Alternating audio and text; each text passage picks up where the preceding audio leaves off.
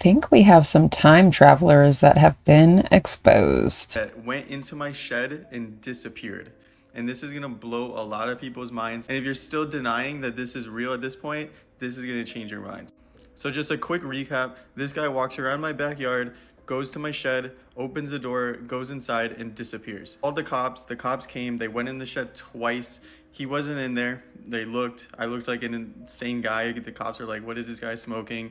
And you can see he never came back until the next day right here. Notification on my camera that there's somebody in my backyard, and this guy leaves my shed. And he looks right at the camera too. That guy left my shed. But here's the craziest part. This looks like the same guy, maybe, glasses, whatever. Let's look at the other guy. This was the other guy. He noticeably aged. Looks like the same guy. He looks like the same guy. So him again, and now him. Huh. Same facial features, whiter hair. So I don't even know what to think at this point. Somebody explain this. You can't explain that. Left the same shed. You saw the camera I put before. There was no movement that whole night. Then the next day, this guy leaves the shed, looks right at the camera like he knows, and he looks noticeably older. I don't know, something's going on. Somebody explain what's going on in my shed. I don't know. In about a week to give a tour, since a lot of people are asking. But yeah. Oh, I'm curious. Crazy. Like, I don't even know what to think. Did he time travel? Is this a different person? Who is this new guy? Is it the same guy? Let me know what you think, because this is your dad. my mind. And was dressed in strange, anachronistic clothing, carrying a camera.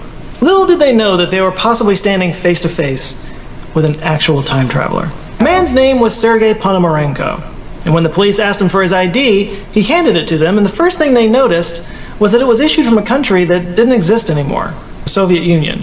Ukraine was, of course, part of the Soviet Union in the past, but the Soviet Union had dissolved almost a couple of decades ago at that point. So let's just say the police didn't see those IDs much anymore, especially on young people, and this guy looked like he was in his 20s. And yet his ID stated that his birth date was in 1932, and he matched the picture in the ID. Something didn't add up. When they asked him what day he thought it was, he answered April 23rd, 1958. And that's when the police said, okay, we're going to take you to a little room where you can talk to the nice doctor. What the? Yeah. So Sergei winds up in a mental hospital in the care of Dr. Pavlo Kudrikov. So the doctor played along with this whole idea, and he asked him if he could figure out or if he could remember how he wound up in 2006, even though he thought it was 1958. And as recorded by the doctor, Sergei said, quote, "It was daytime, and I wanted to go for a walk in the city. I took my camera, but when I left my house, I saw a strange object that had a bell shape. And it was very strange, and it was flying in a strange way. It is difficult to explain what I was seeing. It might be better to look at the photos from my camera." Dr. Kudrikov was curious, so he got a hold of the camera, and the first thing he noticed was that it was an old rare Yashima Flex.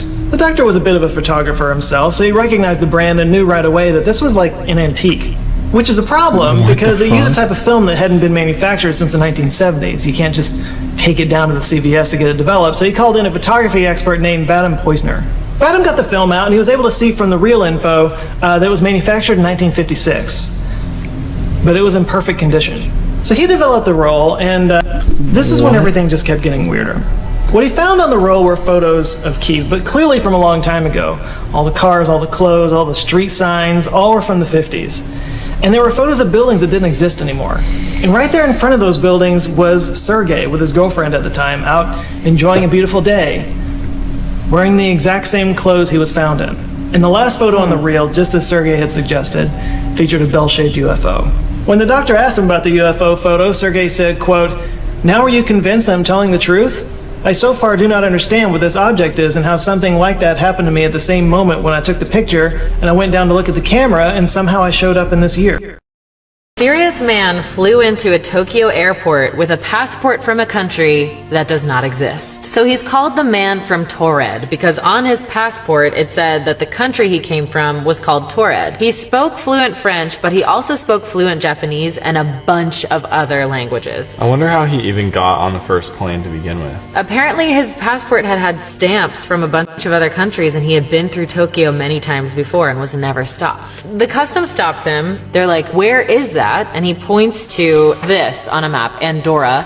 a nation between France and Spain. They ask him what he's there for. He says he's there on a monthly business trip. He is put in a hotel room with 2 armed guards outside the door. The investigations find that the hotel the man said he had reservations at has no knowledge of his reservation. The company he said he was due to meet in Japan had no knowledge of a meeting set up with him, and the company he said he represented didn't exist. The bank also that issued his checkbook that they confiscated from him couldn't be found anywhere. So they called him in for questioning, and when they go to his hotel room, he's completely missing. And the armed guards were there the whole time and detected no movement. He couldn't have jumped out the window because there was no body and they were up high. And back in the interrogation room at the airport, when they went back, all of his documentation had disappeared as well. Maybe this is a classic case of the Mandela effect. They thought they got this guy and they got all of his information, but it actually didn't really happen. That could be true. Or it could be explained by the multiverse theory. Maybe this man did accidentally jump into a reality he didn't mean to jump into and then was able to jump right back out. So there was no physical evidence. Did they have his name? They didn't have his name. However, there is some conjecture after people have done a lot of digging as to who this person might have been. There was a newspaper article in the 60s that identified this man from Taured as a con man, John Allen Kuchar Zegras. John Allen Kuchar Zegras. They claim that he made the passport and stamps himself. He had it issued from Tamanrasset, What's that? which is the capital of Taured, a nation south of the Sahara. So in reality, Tamanrasset is a real city in Algeria. So it is worth noting that Algeria was colonized by the French. So if he was from Taured in Algeria, then he would have had his native language be French, which tracks with his story. The thing is, this happened in the 50s, right? I wasn't around back then, but I think it was much easier to forge documents and forge information, and it was before the internet. I do think he could have just forged a bunch of stuff to almost kind of see like who's paying attention. Right. So imagine like a super sleepy agent at the airport. He gives him the passport. He's like, cool, Taured, everything that's good. Like, I don't know where Taured is, and I don't care either. Whereas now, if you scan the passport, it's like, beep, beep, beep, Taured is not real. This case is also mentioned in records from the British Parliament, and they described him as a man who has been around the world on a passport without hindrance, a passport which, as far as we know, is written in the invented language of an invented country. So there are actual court cases documented about this con man who they suspect could be the man from Taured. Finally, recently, a Reddit user, Reddit always coming to the rescue, discovered some Japanese newspaper articles about a man named John A.K. Zegras, similar names, who flew into Japan from Taiwan on a made-up passport with his wife in 1954. And then after arriving, it says that he robbed some banks and robbed museums and did some heists. Nice. And was arrested That's and not then tried nice. to kill himself. So some people think that this was the same man, and over time it's just got twisted into an urban legend about this mysterious man from a country that didn't exist. If you're from the future and you could teleport anywhere, why would you teleport into an airport? I think people who are talking about it being a teleportation thing say that he did it by accident. If I were teleporting into Japan, I would like go straight to the cherry blossoms. Or Goodbye. he teleported to a location that used to be the cherry blossoms or something, but now it's an airport. Hey, all theories are theories. That's Y'all are true. done. Heard it here first. Person has an old phone that when they record with it is able to identify a parallel universe where a Mandela effect has apparently occurred. So many people remember Britney Spears having a plaid skirt in this video. But then when you look it up, every video shows her wearing a black skirt. Except when you apparently record it with an old phone. And then there's the Oops, I Did It Again video where everyone remembers Britney Spears having a microphone attached to her face. But then when you look up the video, no microphone. But again, when this person uses that same old phone, there's clearly a microphone. And again, if it's never been, why are so many dolls and costumes using it? So many people remember Ellie Woods having a pink car in Legally Blonde. But apparently, no, she didn't. So let's use the phone. That I don't Looks remember. like a pink car to me. Now, did Pikachu have a black tail or a yellow tail? The phone says black. Black. But reality says yellow. Do you remember definitely Looney black. Tunes with a U or Looney Tunes with an OO? Reality says U, but old phone says OO. What? Oh, y'all, I'm sitting here minding my business in my house coat, cozy. I got the heat on, rub my feet together, and I stumbled down this rabbit hole, y'all. And let me tell you, I am glad I did, because what? So, Because what? my auntie works at a place where, they send people who they think are one of those institutions, right? So she was telling me about this lady that they had there that was there because she was making claims of being from a different timeline, a different dimension, and somehow stated that she just woke up in 2024, right? Okay. You follow me? Keep listening. So this lady came to the institution. She was admitted they ran tests on her, and long story short, they ended up not being able to find any evidence that this woman was lying in any way, shape, or form. And every test that they ran and all the evidence that they did find honestly did support everything that she was saying. Like, they could not find a hole in her story at all. So this woman's story goes like this. She wakes up, it's 2024.